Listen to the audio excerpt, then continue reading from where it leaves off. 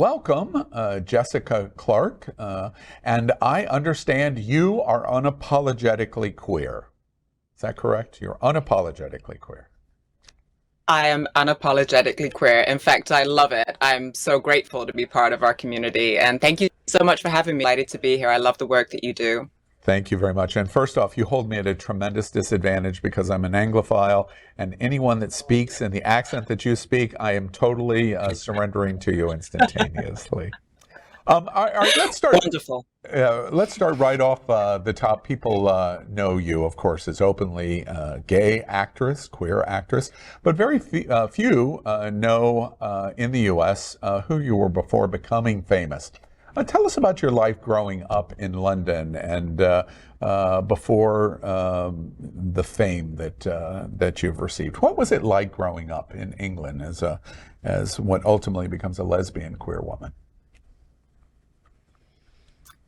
It was overall, I think, a very rich experience. I think that's one of the things I can say about London is that it has so much diversity in so many ways. I will confess that for much of my childhood, I felt sort of disconnected, or as though I was floating between the different communities because I'm multi-ethnic.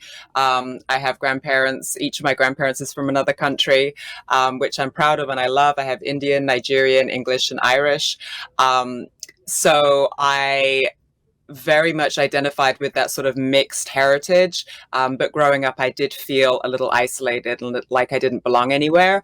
So whereas a lot of people might think that realizing that you're a lesbian, a queer, or however whatever term you identify with, I call myself a queer lesbian because I kind of fall in between the generations.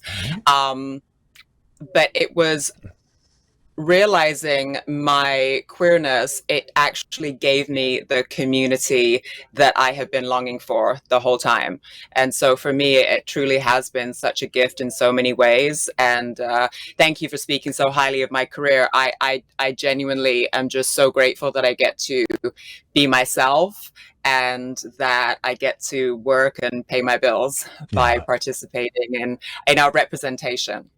You know, many of our viewers in this anthology chat show, as you call them in London, we are constantly interested in the coming out experience of celebrity before celebrity. What was your coming out experience like in Britain?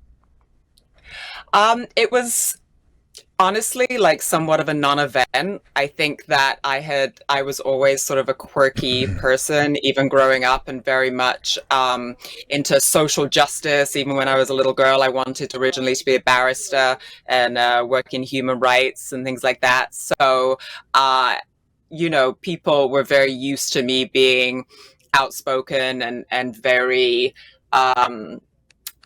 uplifting and protected of what would be considered sort of subcultures. So when I realized that I was gay, everyone was kind of like, yeah, that kind of makes sense, except for my mother, who wasn't the slightest, but she kind of thought it might be a phase. And then obviously straight men definitely tried to convince me quite a lot that I was in fact.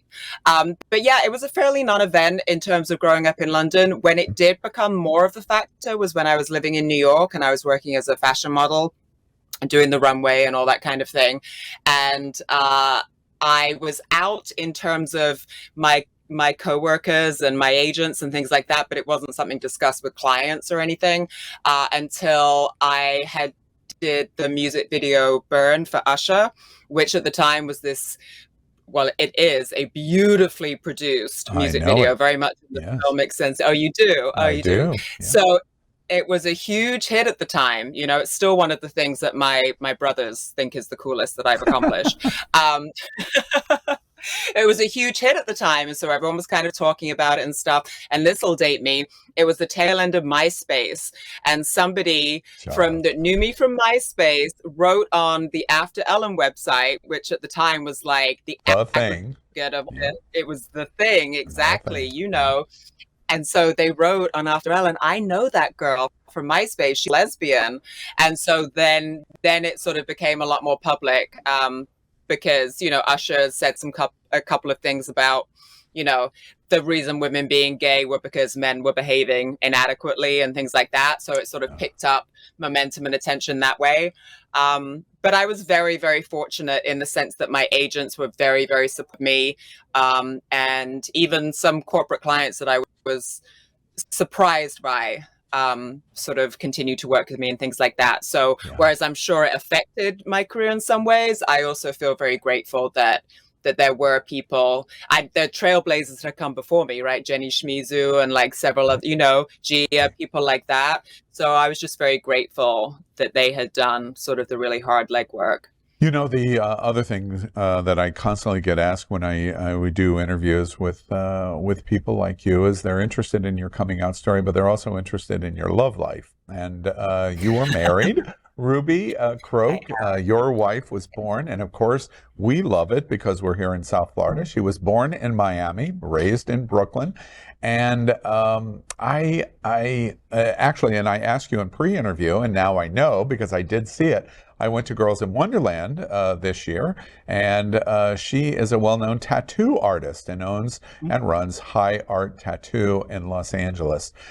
Tell me about that. First off, your get to know love story, your coming out for love, as it's so to speak, with your wife. Tell us about that. Okay, so we actually met at a girl party, which at the time was one of like the coolest, hottest girl parties in New York. It was called Eden, and it was under coffee shop in Union Square. It was really a fun party. New York was really fun at that time for men. And this is when we met. This is not where we get together. I came because I was a model at the time. I brought my little suitcase and everything, and went to this party, and she, I guess, spotted me and sort of like watched me walk down the stairs, et cetera, and then watched me go to the woman that I was dating at the time, kind of being like, dang it, and so we were introduced, and there was an energy, but I was very much in love with my girlfriend at the time, and we stayed together for a long time. But that was kind of our introduction, and while we remain completely appropriate, she's this very smiley, like welcoming person. She's covered with tattoos, and she's actually one of the sweetest people you'll ever meet. And so she was just somebody that if I saw around all the different events and the different things that I would host and whatever, and she did a lot of stuff in nightlife, it was just a nice person to see. And then years later, I had moved to Los Angeles, and unbeknownst to me, she had also moved to Los Angeles. I was going through a bad breakup at the time and staying on the couch of one of my best straight friends, and like dragged me up, and she was like, we're going to a bar. And I was like, a straight bar? What are you trying to do to me? I'm not in the mood for any of that.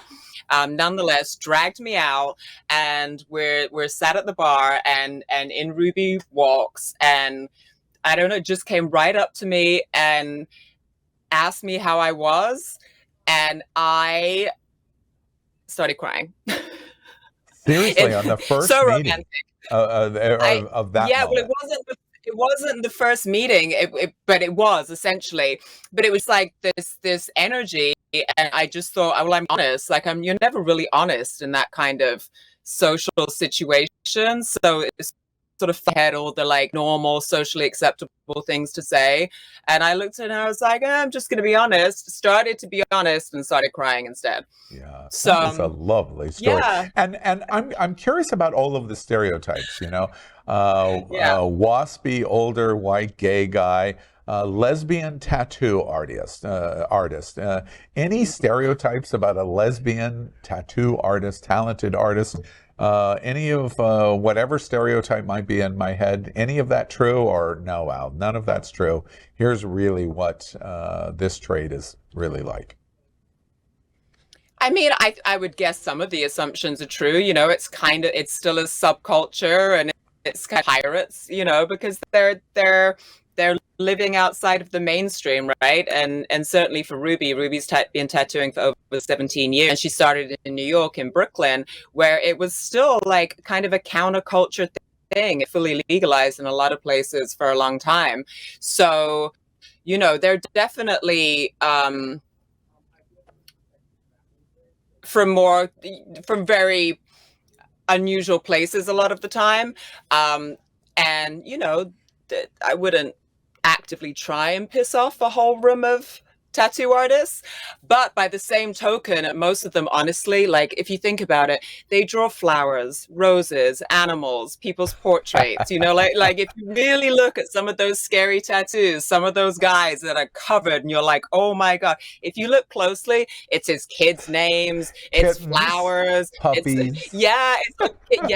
Listen, Right. the amount of pet portraits we do. Right. You'd be surprised. Right. I'm going to go to And they're Wilton family Drive tonight. people. We have many tattoo parlors, studios, and I'm going to go and talk to my friends and say, oh, really? You're just doing puppies and kittens, really, at the end of the day. One of the things I want to ask about is you had a display, you and Ruby, we were in Orlando together. I was at Gay Days, and broadly I use the term Gay Days. Gay Days, as everyone knows, or nationally, if you don't know, you've got to come to Orlando the first week in June. It's Disney Bears Jamboree is one of the big events. OMW is one of the big events. Of course, the original Gay Days, and the mother of all women's events, arguably in the entire world, but certainly in Florida and Orlando, and that's Girls in Wonderland. And you were there. I worked with you behind the scenes in the special Girls in Wonderland special that we did at Queerness Tonight, and you were there with your wife. Tell me about your experience of coming to Orlando. We're definitely post-pandemic now, and seeing what Alison Burgos did at Girls in Wonderland. What was your reaction to what you saw this year? First of all, I'm a huge fan of Alison's and just have so much respect for everything that she and her wife and her team do, and for their level of activism in the community. I've known them for a long time. Actually, I started doing appearances for Girls in Wonderland and for Aqua Girl back in the day when I first started my career. And we've kind of all been together, working together on and off throughout then, so I love them.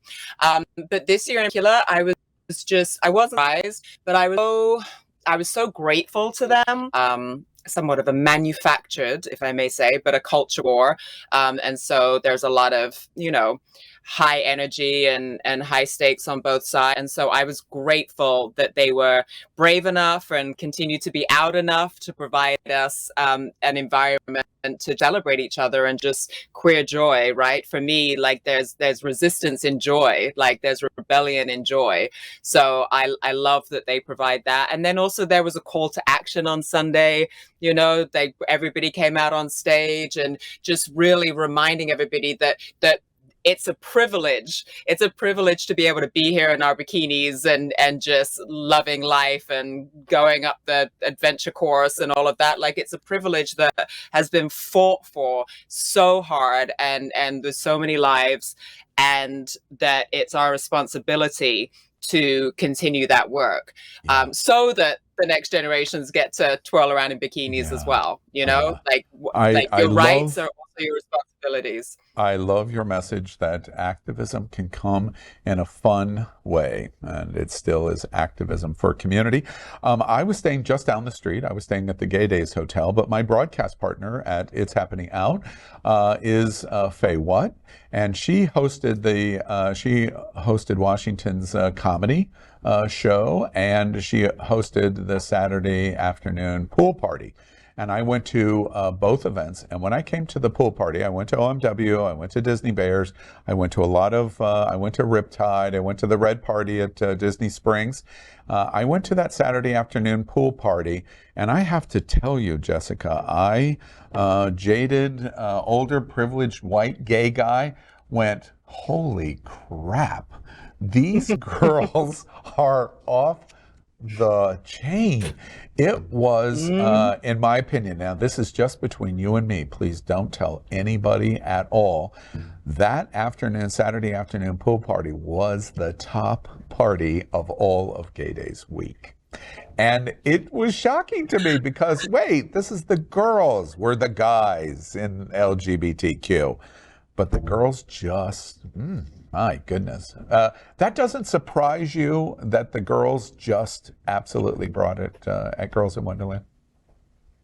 It doesn't surprise me because the women and girls that come to girls, some of they're always virgins, right? There are always people that it's their first time, and they often come with more seasoned people, so they're very excited. But then there are people that met there 10 years ago or 12 ago, and they come every year for their anniversary. You know, people come from all over the world, from all over the country, from all over Florida, and you know, we're ready. There are very few places. There are virtually no lesbian or queer women bars anywhere in the United States anymore. You know, we occasionally get a night at a gay place that's primarily for the cis men. And even then we have the gay men in with us, you know, which is fine, but it's still not the ultimate freedom. It's still not without misogyny and, you know, all of that stuff. Yeah. So we know that this is one of our very few opportunities just to, you know, be whoever we want to be, kiss whoever we want to kiss, you know, and that is just a every year. I just love it. I love that. I just absolutely love that. And if I didn't know any better, I would say that is so gay man. But really, it's the same for lesbians. I love that. I can't get away in talking to you without talking about arguably one of my favorite shows of my entire life. And of course, that was True Blood. My 50th birthday party, the producers of True Blood sent cases and cases of True Blood to my 50th birthday party with a message at my 50th birthday party from cast members of True Blood. And stuff that I had done for RuPaul's Drag Race, etc. I had some connections there, and it's an amazing series. As everyone knows, if you haven't watched True Blood, go back and watch it. Season 1, episode 1, and watch all the way through. True Blood was gay, lesbian, pan, trans, LGBTQ+, evolving, whatever definition you want to apply, long before so much of today's television shows explored in Netflix, etc., and other streaming platforms. You, of course, were Lilith, the mother of all vampires. Now, in that season where that storyline developed, tell me about that experience in True Blood. Now I'm fanning out. I'm just fanning out. Well, first of all, let me say that you just became the coolest person I know, because who gets crates of True Blood at their party? But yes, I agree with everything you said. I was actually a huge fan of True Blood before I was cast, very, very much so, for all the reasons that you say, and just, you know, the allegory of like the different supernatural people representing different marginalized communities and the prejudices that we go up against. And obviously Alan Ball is a genius, Angela Robinson. There was just like legitimate LGBTQ content, but also in appealed to just everybody and had these amazing messages that you just sort of absorbed subliminally because the stories were so good and the characters were so fabulous. So I was a huge fan. I continue to be a huge fan. My first day on set was funny because, you know, everyone's like great and they're coming up and introducing themselves, and I'm like, I know who you are. I know who you are. Like inside, I obviously wasn't doing that when I'm like, I played it very cool. Yeah, but yeah, cool. Inside I was geeking out all day, and I had to go all around the sound stages and see all the differences and all of that fabulous stuff. But yeah, I was my very first scene is at the engagement party. And so Lilith kind of appears from this pool of blood up on the stage. And of course, all of that was CGI afterwards. So it really was just me kind of crouched down into a ball, pretending covered in. And then the moment I just had hand up in all my glory, and literally in all my glory, because that scene was nude. And that was it was a surreal experience, but everyone was just so incredible. And also when the scene was done, and like a lot of the cast came up and were very much like, now you're a part of True Blood. Like once you've done your first nude scene, like you are in, like you're part of the team. So I just thought that was a really fun, sweet way to approach somebody who was, you know, having to be brave in that moment. You know, Jessica, yeah. I have to say, I love my job because I get to talk to somebody who says, yeah, I appeared out of this big pool of blood. And, you know, it's a cool job. I'm curious, in your experience of playing Lilith in True Blood, did you have a particular interaction? Anyone on the set that you just had a special twinkle to that said, gosh, that person's super special to me? Anybody like that? I mean, there were just so many incredibly talented people. I would say Nalsan, may he rest in peace, was just a force to be reckoned with. And then Rutina as well, Rutina Wesley. We're still friends. I just absolutely love her. But honestly, everyone was fantastic. Steven, I had a lot of my scenes even. So I really just tried to absorb, honestly, as much as I could, because there were some incredible actors on that set. And I was very much in that zone. I just was grateful to be there, trying the best job I possibly could, and just got very, very lucky with my experience, I think. Yeah, being on an HBO show, great. I gotta tell It's you, not it's so really bad good. either. Yes, exactly. Before we talk about your new reality show that you're host, I do want to take a moment to talk about, you've mentioned it already, runway and being a fashion model. A lot of people may not understand or be clear. I want to repeat what Jessica said. She's a British model. That was the formation of career, an actress, of course, Irish, Indian, and Nigerian descent. And we're going to show you a beautiful cover of Vogue magazine, Vogue India, that Jessica was on. And you've appeared in many, many magazines and runway. Tell us about, there's the Vogue cover, Vogue India. Tell us about your roots, family from India, and your passion for fashion and being a fashion model. Tell us a little about that. Yeah. So the she wasn't with us for a very long time. Just when I was a little girl. So that's hard for me. But she ingrained just a love of community, a love of how just food and music and just being together and the cooking together and things like that.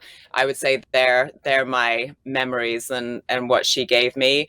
But in terms of growing up, I was very lucky in that there is a large Pakistani community in London, and so while my day-to-day family was very much kind of all mixed up, like our next door neighbors were from India, like half of my schoolmates were from India, and so I was able still to feel a connection.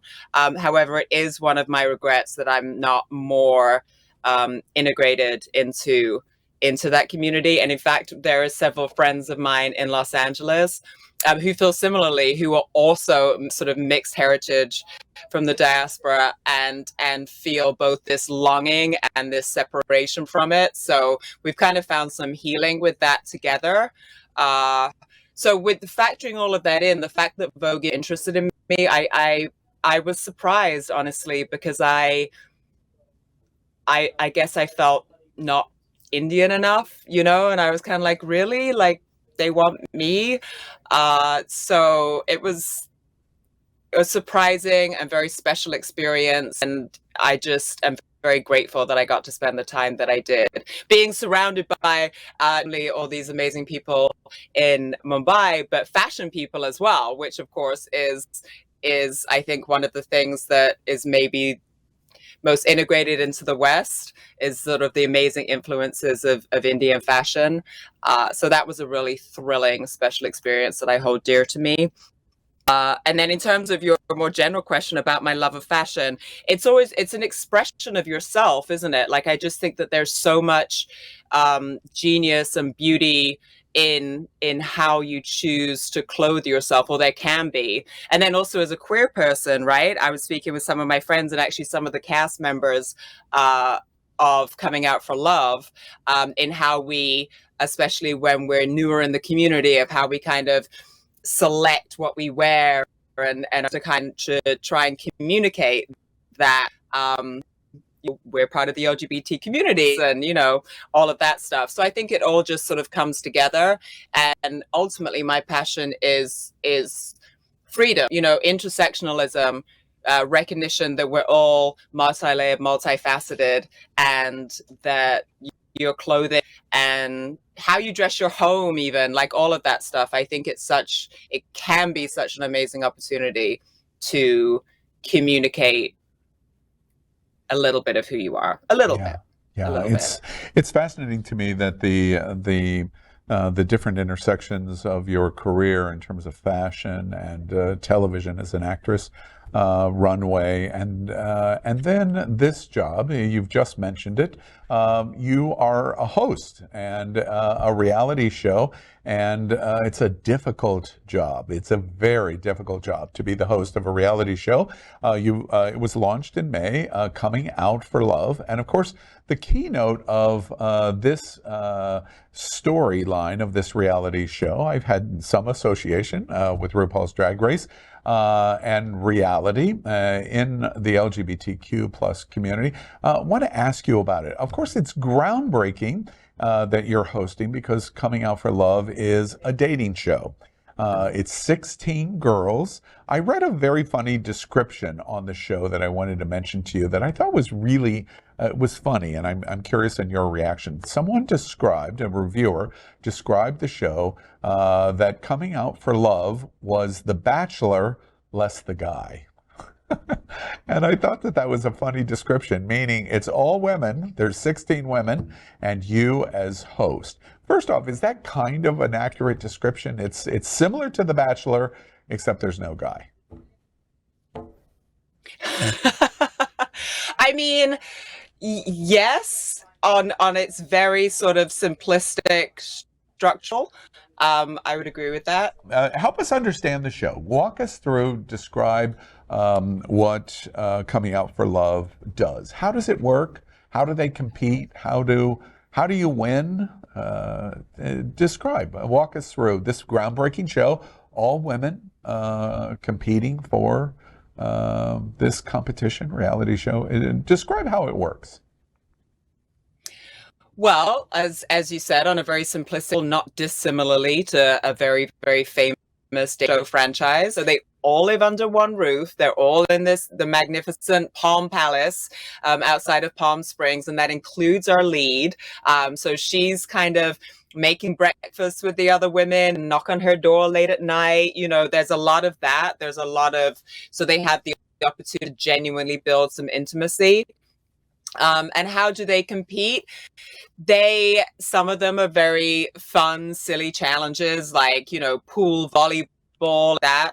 But some things are, what does love mean to you? What's your definition of love? Like, what are you seeking? Things like that, So it wasn't that every single episode was a hard competition. Some of them were, and some of them were just more opportunities for us all to reveal who we were, and I include myself in that just because I felt, especially as it was the first season, I really wanted the women to feel as though they could trust us. And so I feel that, being a little more real, a little more present as a host and divulging a little bit about yourself as well. I personally felt more comfortable approaching it that way because they're women in my community. I'm just a woman in my community. You know what I mean? I didn't want there to be this huge separation. And it was really a wonderful experience. I'm not just saying that because I have to or because I'm part of the show. It was when all the women arrived, and you can see there the pool and things like, it was just there. They were so happy. It was a gift, and I'm grateful to all of the cast and to our lead because, them being willing to kind of go a little deeper expecting from a reality show, because they mentioned that a few times, in their interviews and things. They were like, I was not expecting that, and they went with it and they trusted us, and I'm grateful for that. Jessica, I'm curious. We have seen this kind of formula, the genre of the formula in many different ways. But this is different in that it is all women. Even from the standpoint of trying to be delicate in saying this, it might, if there was acceptance for it, it might be more broadly understood if it was all men. Being all women, was there any reaction that, wait, this is not only being groundbreaking, but the sheer tongue-in-cheek that that women are very sexual, just like men, and a competition dating show is completely appropriate for all women. Did you have any reactions from that since filming it, and your association with the show, of people asking you about it? Does it catch people by surprise? Well, yeah, this is all women. I think not necessarily that it's all women, but I said that the women were so forthright in who they are and in who we are, which is, you know, vibrant, intelligent, sexual people who, you know, both do make a difference in the world and have a ton of fun. You know, like that's always the misconception, somehow fundamentally different from men. You know, I very much believe more in the fluidity and the masculine and feminine within each of us. And so no, I didn't really get feedback like that. However, our lead, Amber, was surprised at how competitive some of the women were as the show went on, because I think a lot of the women, not a lot of them, but some of them appear very demure, and you know, they're genuinely shy in the beginning, and you know, it was a fantastic lead because all the women were genuinely really attracted to her, so none of that had to be manufactured. But she was surprised. It was really going. My last question related to the show is, if this show, Coming Out for Love, was all gay men, and you're the host of the show, do you envision that there would be any differences in the show versus what you did with all women? What happened behind the scenes? What happened every day? Would it be different if it were gay men versus what you saw firsthand in women? That's a great question. No one's asked me that question.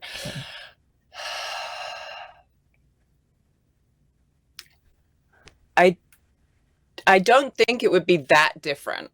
I don't.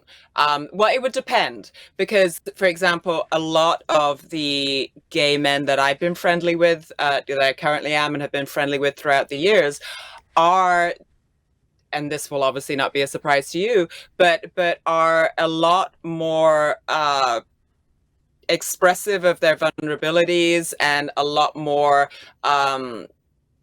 sometimes more traditional in their emotions and what they're looking for in relationships and things like that. Like, I think that, you know, sometimes there can be that stereotype where, you know, all gay men are you know, sex crazed and looking for this and doing this, and, you know, like snap, you know all the stereotypes. And of course that is part of the community, just as much as it is in the female community. But I do think there's far more of a range of feelings and identities around love and sex and intimacy and what that means in a real life relationship. And, you know, are you open? Are you polyamorous? Like, do you know, monogamous? Like, all of those things. I think that they're very, very relevant in the gay men community just as much as they are in ours. And I think sometimes the sort of common stereotypes of gay men can be you know, can be reductive and don't really give the opportunity for the men to express their interior emotional life, you know, because there's the expectation that you have to be fun and have a great body and kind of always be sparkly, and you know, and none of us are all of the time, you know, even if that is a part of our personality. So I like to think that myself, and I think I would have a co-host in that instance as well, but that was a member of the community, of the gay men community. But I like to think that we could get there. I like to think that there would still be that balance of really fun, sexy competitiveness, and that kind of honesty and vulnerability, and also willingness to to address toxicities in the community, because coming out for love really does that. Like we very early on, there's these big discussions, initiates around the N-word, and then extends through to colorism in the community, racism within the community, kind of all of these things that maybe people that aren't members of the LGBT community don't realize. But, we're not a monolith. Like, just because we're LGBTQ doesn't mean we have the same beliefs about politics or money or love and romance or any of those things. So I think it would be great. I think it would Yeah, be I do fascinating. I too. can't wait Actually, I until think it we would do be that. great. Exactly. And Jessica, I'm curious, how does it wash over you personally? This is the first lesbian dating show in history in the United States, and forever, Jessica Clarke's name will be associated with it. Forever. That's history. How does that wash over you? That's just a gift. I mean, I'm grateful, and I mean, that's hard to sort of put into words because you don't yourself that way, I don't think. Right. But certainly for Nicole Kahn, who is the creator director who conceived of this 15 years ago, because at the time her little daughter Gabrielle, was so obsessed with The Bachelor with her and was like, "Mommy, why aren't there any women couples?" And so that was the sort of genesis of this whole show. Right. So I think particularly for her, that it's her name that will be in that record, because I think she has been such an amazing advocate and has contributed so much representation of particularly queer lesbian women in her films, and I think it's very appropriate that that has created the first queer women dating company. Yes, and we've also just learned that the model actress is also beautifully modest, which we also love about Jessica Clarke. Jessica, any word on a second season? Has there been any discussion about that yet? They actually are in active discussions right now about filming season 2, and it may well be on a very fun location internationally. Good. So, Sounds exciting. All right. Well, for everyone, for more information, you want to go to comingoutforlove.com, and you'll find all of the details, opportunity of catching up on episodes that have already aired. And of course, we invite you to follow Jessica Clarke's social media. There's lots of beautiful things, especially in IG at the Jessica Rose Clarke official in Instagram. And Jessica Clarke, very interesting in getting to talk to you, and congratulations on this historic moment, especially for our girls community in the LGBTQ plus. Thank you for joining us today on Unapologetically Queer. Thank you so much, Al. It was a privilege. I appreciate it.